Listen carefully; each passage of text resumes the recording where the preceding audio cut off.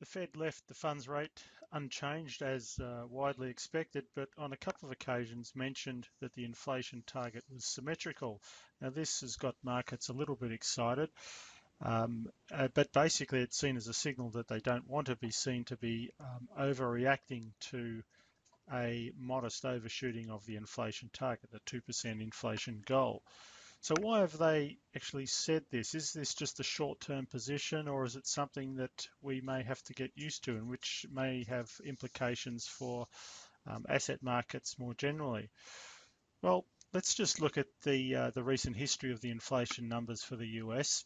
And on the top part of the panel, the blue bars here is the core CPI, the monthly numbers, and the red bars alongside is the core PCE price index, the one that the Fed pays closer attention to. Down on the bottom part of the chart, we've got the annual rates for both of those. So the gold is the core CPI and the olive color is the core PCE price index. So both of those jumped quite sharply from 1.6 to 1.9 in the case of the core PCE price index. And this has got markets thinking, and indeed the Fed talking about reaching its 2% inflation goal very soon. Now, the main reason for the sudden sharp lift in the price indices, in the core price measures, was of course the fact that some very low numbers, in fact negative numbers, dropped out of calculations from March of last year. So those numbers had been suppressing inflation. That has dropped out, leading to an upward bias in the annual number.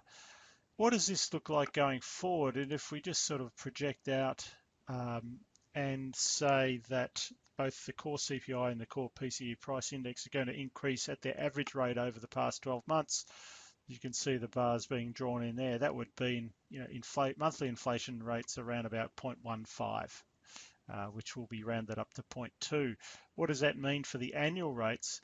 What it suggests is that the core CPI price index, if this indeed this is the monthly outcome, the core CPI index will move up to around about 2.3, 2.4 and stay there unless these monthly numbers drop away once again.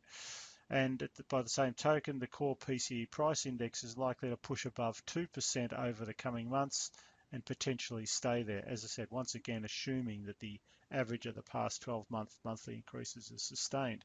So this begs the question, how long would the Fed tolerate a move or above the 2% target? So now we're going to have a look at the inflation record since 1990. And in this chart, we're looking at core inflation measures as measured by the PCE price index. Also, the red line is a trimmed mean, 6-month annualized. It strips out the outliers at the upper and lower ends of inflation rate. And you can see in these periods where it's above 2, the 2 line is drawn in there. The shaded blue phases are the periods where policy is considered to be tight. That is, the actual Fed funds rate is above neutral.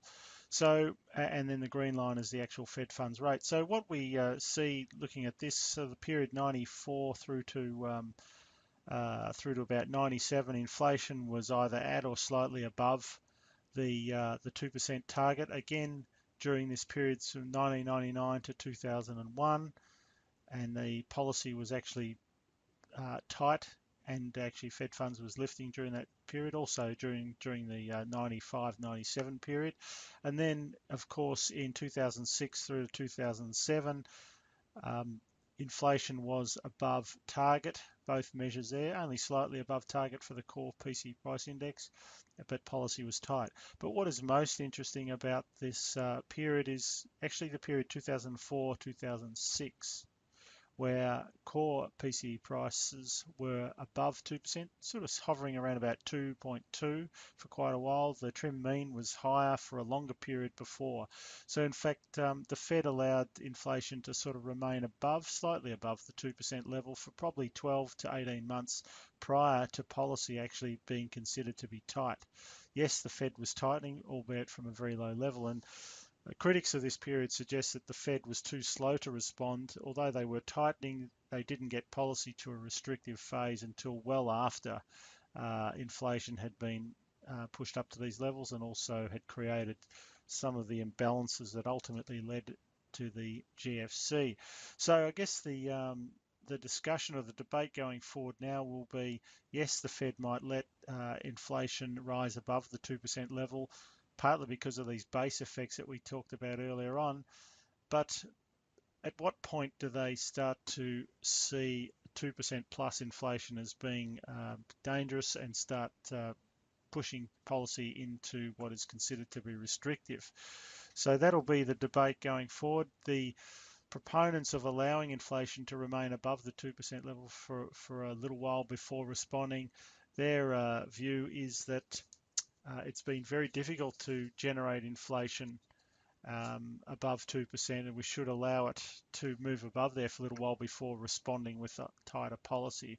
So this will be a debate that we believe will continue to see, particularly over the next 3 to 4 months when inflation does move most likely above the 2% level.